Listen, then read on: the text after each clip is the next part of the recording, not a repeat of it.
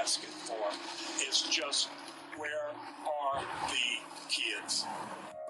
From press conferences and countless media interviews to phone calls with investigators, Larry and Kay Woodcock have spent the past 5 months desperately searching for their grandson JJ and his sister Tylee, while also putting pressure on Lori Vallow and Chad Daybell to come clean and tell the world what happened.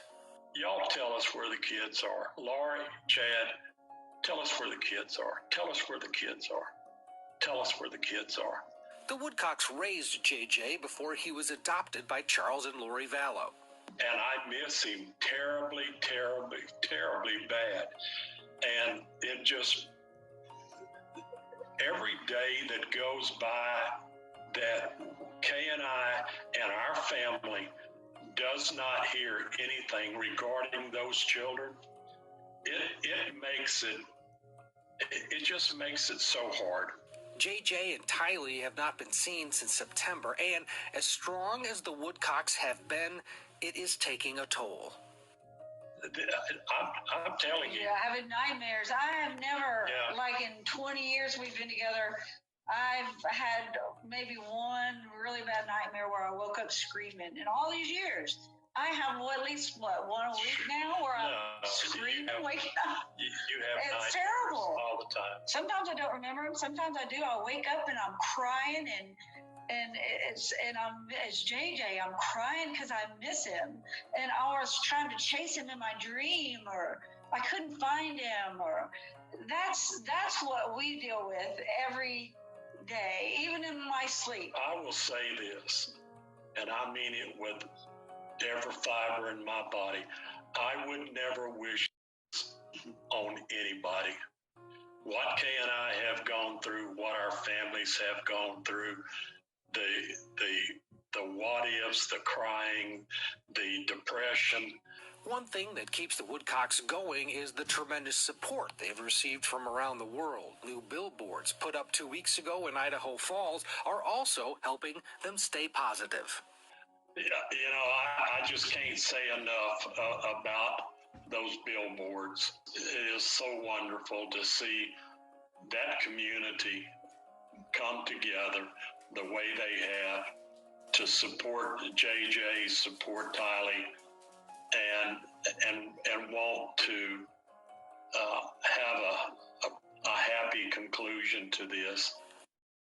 While Larry and Kay still have hope that JJ and Tylee will be found alive and safe, they know there's also a chance that Lori and Chad have done something to the children. They just want to know.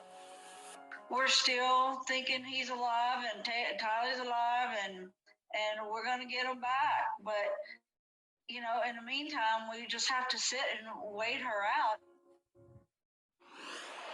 At this point, you talk about cruel and unusual punishment for criminal defendants. How about cruel and unusual punishment for these grandparents?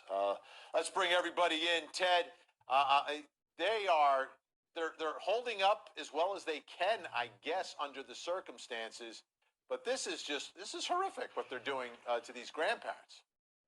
Yeah, we see it all the time in courtrooms. The effect that a crime or something has on the victim is one thing. It's also the victim's families, and we're seeing this play out right now. They are literally being tortured. Imagine every day you wake up not knowing where this little boy is that you love more than anything in the world.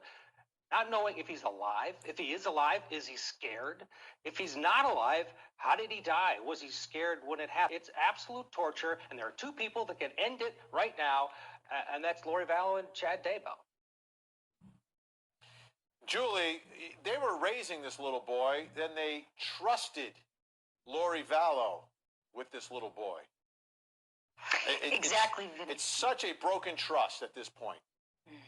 Oh, you're absolutely right. And you would think the mother of a child would never harm a child. I mean, it's just the way we think about things. You would think when you're a parent, your children are the people in the world you love the most. So this is just the unthinkable. And these poor grandparents, you are both absolutely right. What they are going through, it is pure torture.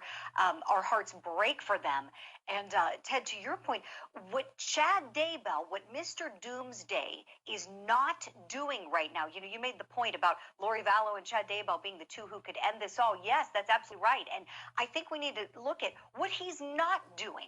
You know, is he leading a big search party? Is he trying to rally the troops in the community and try to get everybody looking for the missing children? I think he's worried about what's next for him and whether there are some charges coming his way. Yeah, this is Seema, and then Lori Vallow, you know, with the makeup and everything else in the courtroom and the smirks and everything else going on. Meanwhile, Grandma and Grandpa are devastated. Okay, let me just put this out there, right? I've been in the criminal justice system for 25 years. I know people react differently, but there's just some lack of emotion that I am feeling from those grandparents. I'm sorry, maybe you three see the motion. I just don't. There's something lacking. There's something missing. They're saying the right word, anything from them. I don't know what else to say. I'm not feeling anything from anyone. I'm not getting urgency from anyone, any spokesperson, anybody in that community that we have to find these kids. We know the Doomsday couple secreted them away or killed them. And that's why those two are just complete nut jobs or murderers. Forget a spokesperson. I want someone to come out there and put out some urgency to find these children. Dead or alive, this case needs some closure.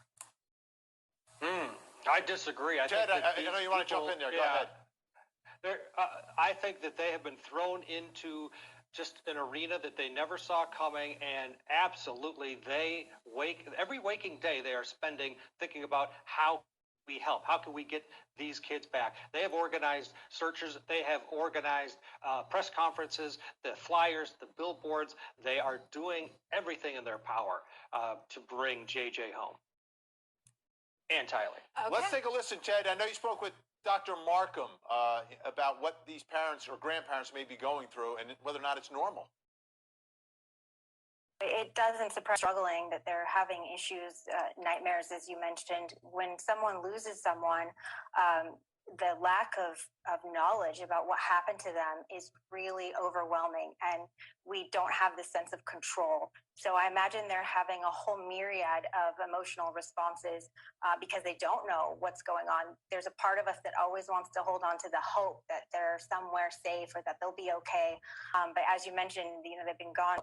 That hope is kind of fleeting. I'm sure they're feeling grief, all the different stages of grief. So anger, you know, sadness, disbelief, shock. I'm sure they're feeling panicked, frustrated, confused. And so the longer it goes on, the more severe all those symptoms can get. Seema, you're not seeing that, though, from the grandparents? I'm sorry, I'm not. I've seen interview after interview. They say the right things. There's their body language, their demeanor. There's just a complete lack of emotion. The grandmother is saying that she wakes up having nightmares and she's crying, but she's talking to Ted, and Ted, in my opinion, is showing more emotion and more urgency about reporting on this story than I'm getting from his subject. I don't know why, and I felt this way after the bail hearing. After that hearing that we played live on Court TV, and they came outside and they had the necklaces on and they spoke to the press. I felt the same way then. I felt there was a lack of emotion and urgency. I am not feeling their pain, and I want the public to feel someone's pain because it will help find the children. All right, making a plea directly to Chad. There's two people. There's her family, and then secondly, there's Chad Daybell. And I have spoke as often as I can in every interview we do. Chad, you got children. Chad, you've got grandchildren. Put yourself in our place and do something right. And tell us where those kids are. He knows where they're at. She knows where they're at. And just do the right thing. Just do the right thing. Let the authorities know. Julie, any chance that we hear anything from Chad? Any public statement? Oh, I think that's doubtful, Vinny. I think, he's lawyered up. I think if we hear anything from him, it's going to come through his attorney. And I hope that there is more public pressure put on him like this from the grandfather. If that can't get to him, I don't know who can reach these two. It's like they thought, or Lori Vallow at least thought the kids were zombies. I feel like Lori Vallow and Chad Dable are like the zombies. Like there's just nothing. Like they just appear to have no emotion or conscience with this. I mean, anybody with just any bit of like human feeling would be like, oh my gosh, these poor children, these children who were entrusted in our care need to be helped, need to be produced. We're still waiting for that court order to be complied with.